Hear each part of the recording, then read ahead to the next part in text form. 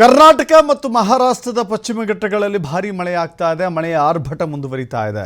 ಕೃಷ್ಣಾ, ಘಟಪ್ರಭಾ, ಮಲಪ್ರಭಾ ನದಿಗಳ ಒಳಹರಿವು ಹೆಚ್ಚಳಾಗಿದೆ. ಚಿಕ್ಕೋಡಿಯ ಕರ್ಲೋಳ ಬ್ಯಾರೇಜ್ ಬಳಿ 99,000 ಕ್ಯೂಸೆಕ್ ನೀರು ಹರಿದು ಬರ್ತಾ ಇದೆ. ಒಳಹರಿವಿನ ಪ್ರಮಾಣ 99,000 ಕ್ಯೂಸೆಕ್. ಘಟಪ್ರಭಾ ನದಿಯ ಒಳಹರಿವು 22,000 ಕ್ಯೂಸೆಕ್.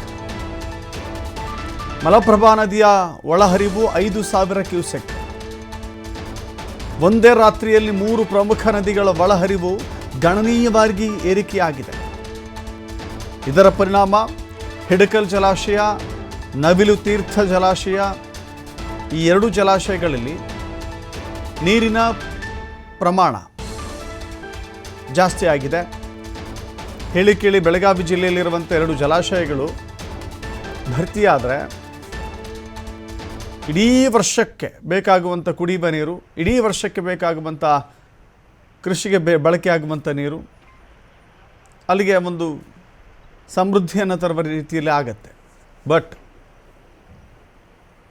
ಈ ಹರಿವಿನ ಪ್ರಮಾಣ ನೋಡ್ತಾ ಇದ್ದರೆ ಈ ವರ್ಷವೂ ಕೂಡ ಯಾವುದೇ ರೀತಿ ಆತಂಕ ಇಲ್ಲ ಕುಡಿಯೋ ನೀರಿಗೆ ಅನ್ನೋದು ಅಂದುಕೊಳ್ಳಬಹುದು. ಸದ್ಯಕ್ಕೆ ನೋಡಿ, 99,000 ಕ್ಯೂಸೆಕ್ ನೀರು ಒಳಹರಿವು ಹೆಚ್ಚಾಗಿದೆ ಅಂತ ಹೇಳಿದ್ರೆ ಅಲ್ಲಿ ಅರ್ಥ ಮಾಡ್ಕೊಳ್ಬೇಕಾಗತ್ತೆ ಎಷ್ಟೊಂದು ಭಾರೀ ಪ್ರಮಾಣದಲ್ಲಿ ನೀರು ಹರಿದು ಬರ್ತಾ ಇದೆ ಅಂತ ಹೇಳಿ.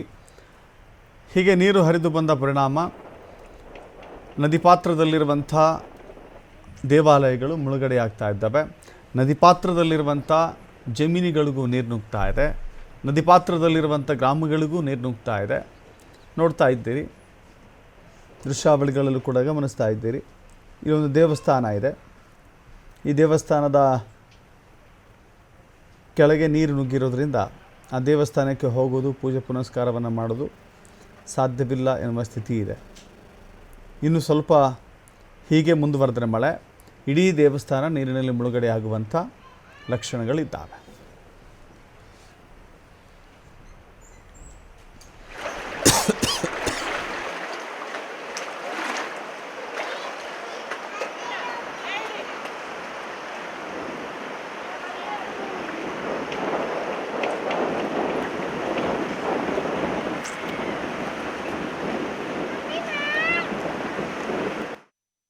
ಹೊಳೆ ಈ ಸಲ ಬಂದೈತಿ, ಚಲೋ ಬಂದೈತಿ. ತಿಂಗಳಾಯ್ತು ಮಳೆ ಇದ್ದಿರಕ್ಕಿಲ್ಲ, ಆದ್ರೆ ಈಗ ಬಂದಿತ್ತ ತುಂಬ ಖುಷಿ ಆಗೈತಿ. ರೈತರಿಗೂ ಎಲ್ಲ ಚೆನ್ನಾಗಿ ಆಗಿದೆ. 2-3 ದಿವಸದಿಂದ ಕ್ಷಣಕ್ಕೆ ಹೊಳೆ ಬರತೈತಿ. 4 ದಿವಸ ಮುಂಚಿತ ಏನೂ ಇದ್ದಿರಕ್ಕಿಲ್ಲ. ಈಗ ನಿನ್ನೆ ರಾತ್ರಿ ಇದ್ದಂಗೆ ಇವತ್ತು ಮುಂಜಾನೆ ಫುಲ್ ತುಂಬ ನೀರು ಬಂದು ದತ್ತಾತ್ರೇಯ ಗುಡಿ ಕೆಳಭಾಗ ಬಂದೈತಿ. ಇನ್ನೊಂದು 2-3-4 ತಾಸು ಸಂಜೆ ತನಕ ಅಂತಂದ್ರೆ ಫುಲ್ ಬರ್ಬೋದು. ಇನ್ನೂ ಮಳೆ ಹೊಳೆ ಈ ಸಲ ಬಂದೈತಿ, ಚಲೋ ಬಂದೈತಿ. ತಿಂಗಳಾಯ್ತು ಮಳೆ.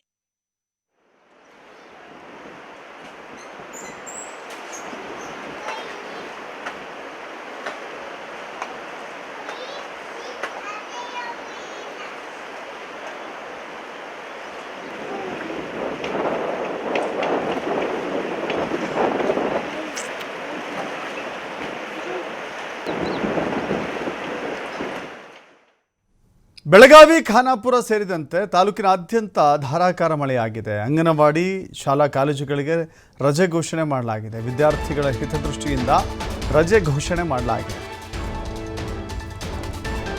ಅತ್ಯಧಿಕ ಪ್ರಮಾಣದಲ್ಲಿ ಮಳೆಯಾಗ್ತಾ ಇದೆ. ಈ ಕಾರಣದಿಂದಾಗಿ ಶಾಲಾ ಕಾಲೇಜುಗಳಿಗೆ ಮಕ್ಕಳು ಹೋಗ್ಲಿಕ್ಕೆ ಆಗೋದಿಲ್ಲ.